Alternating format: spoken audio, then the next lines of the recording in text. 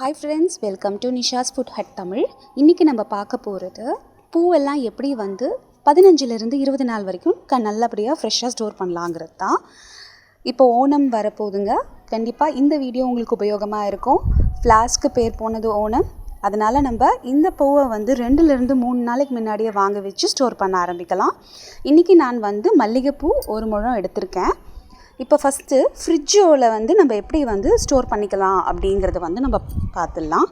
அதுக்கு ஒரு வாழை இலை ஒரு மீடியம் சைஸ் எடுத்திருக்கேன். ஒரு டிஃபன் பாக்ஸ் எடுத்திருக்கேன். அதை நான் கமுத்து போட்டு இப்போ அந்த வாழை இலையை கட் பண்ணிக்க போகிறேன் இந்த டிஃபன் பாக்ஸு சைஸுக்கு. இது எதுக்குன்னா நம்ம வாழை இலையை உள்ளே வச்சு நம்ம பூவை அதில் ஸ்டோர் பண்ண போகிறோம். இப்போ நம்ம நினச்சா வாழை இலையை அப்படியே நம்ம உள்ளே அமுக்கி வச்சோம்னா கிழிஞ்சு போயிடும், சரியாக நம்மளால் ஸ்டோர் பண்ண முடியாது. அதனால் இப்போது நம்ம இந்த மாதிரி ஒரு மெத்தட் ஃபாலோ பண்ணிவிட்டு இந்த மாதிரி அழகாக ஒரு துண்டாக கட் பண்ணிவிட்டு டிஃபன் பாக்ஸ்க்கு ஏற்ற மாதிரி நம்மளுக்கு கட் பண்ணி உள்ளே வச்சுக்கலாம். இப்போ நம்ம எடுத்து வச்சுருந்த அந்த மல்லிகைப்பூ சரத்தை உள்ளே சுற்றி இந்த மாதிரி வச்சிடலாங்க. இப்போ பாருங்கள், அடுத்தது வாழை இலையோட காம்பு. இந்த வாழை இலையோட காம்பு பல பேர் சரியாக யூஸ் பண்ணுறது இல்லைங்க. ஏன்னா இதில் அந்த பூவை நல்லா ஃப்ரெஷ்ஷாக வச்சுக்கிறதும் வாழை இலையை ஃப்ரெஷ்ஷாக வச்சுக்கிறதுக்கும் ரீசன் இந்த காம்பு தான். இதை இந்த அந்த பூவோடு சேர்த்து நான் போட்டுட்டு பேலன்ஸ் இருக்கிற வாழை இலையை சும்மா அந்த மாதிரி கட் பண்ணிவிட்டு மேலே வச்சுக்க போகிறேன். இப்படி வைக்கிறதுனால நம்மளுக்கு பூ கிட்டத்தட்ட 15 நாள்லேருந்து 30 நாள் வரைக்கும் கூட நல்லா இருக்குங்க. அடுத்த டிப் பார்த்திங்கன்னா, நம்ம பல பேருக்கு இந்த டிப் தெரிஞ்சிருக்க வாய்ப்பு இருக்குது. பூவோட மாய்ஸ்சரை நீட்டாக மெயின்டைன் பண்ணுறதுக்கு தேவையானது ஒரு பேப்பர் தான். இப்போ நான் டிஷ்யூ பேப்பர் 2 எடுத்திருக்கேன். இந்த 2 டிஷ்யூ பேப்பரையும் இப்போ நான் நல்லா பிரித்து எடுத்துக்க போகிறேன்.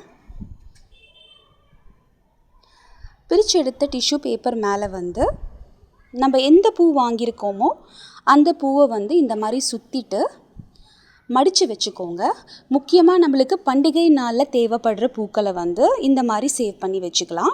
அன்னன்னைக்கு தேவைப்படுற பூவை நார்மலாக நம்ம எப்படி ஸ்டோர் பண்ணி வச்சுக்கணுமோ அப்படி ஸ்டோர் பண்ணி வச்சுக்கலாம்.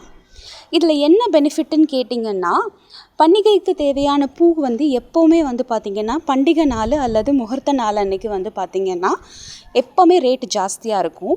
அதுவே ஒரு 2-3 நாளைக்கு முன்னாடி வாங்கி வச்சு இந்த மாதிரி ஸ்டோர் பண்ணோன்னா நம்மளுக்கு காசு அதோட ரேட்டு எல்லாமே நம்ம நார்மல் ரேட்டில் வாங்கி வச்சுக்கலாம், மணியும் சேவ் பண்ணலாம்.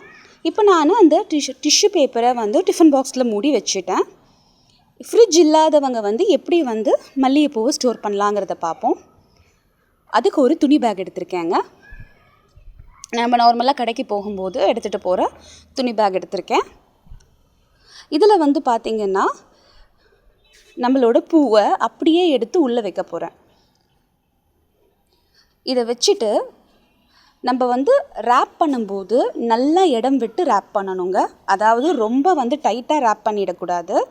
நம்ம நார்மலாக அந்த பூக்கு காற்று போகிற அளவுக்கு நம்ம ரேப் பண்ணி அப்படியே ஒரு ஓரமாக வச்சுக்கலாம். அடுத்த டிப் பாருங்கள், நான் ஒரு பவுலில் தண்ணி இந்த மாதிரி எடுத்திருக்கேன்.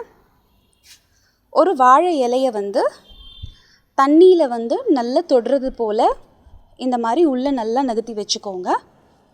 இதுக்கு உள்ளே நம்ம எந்த பூவெல்லாம் நம்ம யூஸ் பண்ண இருக்கோமோ அந்த பூவை நம்ம இந்த மாதிரி உள்ளே வச்சுட்டு ஒரு தட்டோ இல்லை மூடியோ போட்டு வச்சுக்கலாம். இது கூட அந்த இலையோட காம்பை கூட நான் ஃபஸ்ட்டு கட் பண்ணி போட்ட மாதிரி போட்டுக்கலாம். இப்போ உதிரி பூவை காமிக்கிறேன் பாருங்கள். நான் இப்போ வாங்கி வச்சுருக்க பண்டிகைக்கான உதிரி பூவை இந்த ஜெல் ஃப்ராஸ்ட் பேக்குன்னு கடையில் கிடைக்குங்க. இது ஆப்ஷனல் தான். ஆனால் இதை யூஸ் பண்ணிங்கன்னா பூ புத்தம் புதுசாக இருக்கும். இதை நான் இந்த ஃப்ரீசர் ட்ரேயில் வச்சுக்கிறேன். இது இல்லைனாலும் பரவாயில்ல. இப்போ பாருங்கள், நான் ரோஜா உதிரி பூ எடுத்திருக்கேன். அதை இது உள்ளே போட்டுடலாம். இது ஏற்கனவே இந்த டிப் நான் ஷேர் பண்ணியிருப்பேன்.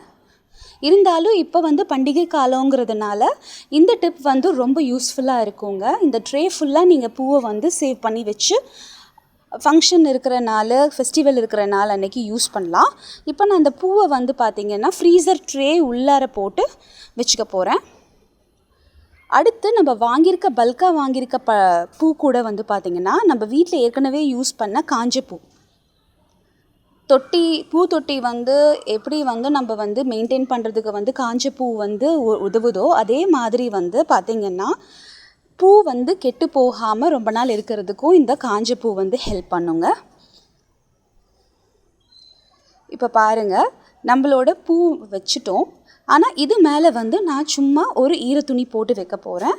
மேலே வந்து கொஞ்சம் நல்லா ஃப்ரெஷ்ஷாக ட்ரை ஆகாமல் இருக்கிறதுக்காக வைக்கிறேன். இந்த டிப்ஸ் அண்ட் ட்ரிக்ஸ் எல்லாம் கண்டிப்பாக உங்களுக்கு உபயோகமாக இருக்குங்க. கண்டிப்பாக வந்து இதை ட்ரை பண்ணி பாருங்கள். ட்ரை பண்ணி பார்த்துட்டு நிஷாஸ் ஃபுட் ஹட் தமிழ் சேனலுக்கு சப்ஸ்கிரைப் பண்ணுங்கள். பக்கத்தில் இருக்க பெல் ஐக்கான் ப்ரெஸ் பண்ணிங்கன்னா என்னோட அடுத்த ஃப்யூச்சர் வீடியோஸ் எல்லாமே உங்களுக்கு நோட்டிஃபிகேஷன் மூலியமாக கிடைக்கும். கண்டிப்பாக வந்து பெல் பட்டன் ப்ரெஸ் பண்ணிவிட்டு சேனலை சப்ஸ்கிரைப் பண்ணுங்கள். அது வரைக்கும் stay in touch. Happy cooking and happy tipping.